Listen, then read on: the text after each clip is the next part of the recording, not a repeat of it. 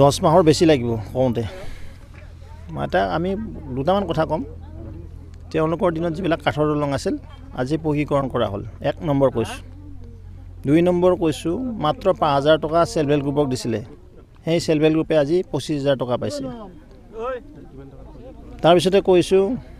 হাজাৰ কিলোমিটাৰ ৰাস্তা হ'ল গাঁও চহৰৰ মাজত ডিফাৰেন্স নহ'ল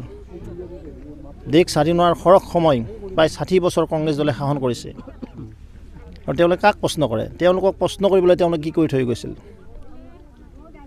আজি শুনক আজি অসম মালা ভাৰত মালা সাগৰ মালা পৰ্বত মালা কিয়ালৈ কৰা আছিল কৰাপচনৰ মালা কংগ্ৰেছৰ কৰাপচনৰ মালা আৰু বিজেপিৰ উন্নয়নৰ মালা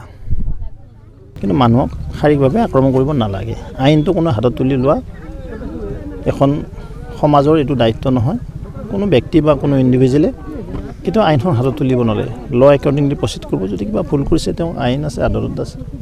কিন্তু মই এইটোৱে ক'ম কোনো হাতত তুলিব নালাগে আইন কিন্তু বাৰে সাংবাদিক নিগ্ৰহ হৈ আছে হে কৈছোঁ সাংবাদিকেই হওক কমন পিপলে হওক কাৰো গাত হাত দিব নালাগে মই এইটোৱে কৈছোঁ যে আইনটো কোনো হাতত তুলিব নালাগে নিশ্চয় উন্নয়নমুখী বাজেটেই হ'ব যিখন বাজেটে দেশৰ সমগ্ৰ উন্নয়নত এক পদক্ষেপ ল'ব লগতে সকলো জাতি জনগোষ্ঠীক সমাহিত কৰি মোদী ডাঙৰীয়াই যি শাসনভাৰ চলাই আছে যি ইনক্লুচিভ ডেভেলপমেণ্ট কৰিছে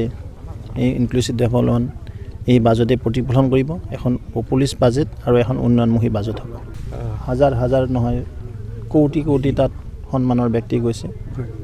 তাত মহাকুম্ভত গৈ তেওঁলোকে তাত স্নান কৰিছে আৰু নিজকে ধন্য মানিছে ময়ো তেওঁলোকক শুভেচ্ছা জ্ঞাপন কৰিছোঁ প্ৰভু বন্ধুৰ ওচৰত প্ৰাৰ্থনা জনাইছোঁ এই কুম্ভ মেলা সুন্দৰভাৱে সমাপন হওক আজি লক্ষ নহয় কোটি জনতাই গৈ দেশ বিদেশৰ পৰা গোটেই পৃথিৱী বিখ্যাত হৈ গৈছে আজি আমাৰ যি ত্ৰিবেণী সংগম যি মহাকুম্ভ হৈছে নিশ্চিতভাৱে অসমৰ জনগণো বহুত গৈছে তাত সন্মানৰ ব্যক্তি কেইবাজনো পদবিষ্ট হৈ মৃত্যুমুখতো সাৱটি ল'ব লগা হৈছে তেওঁলোকৰ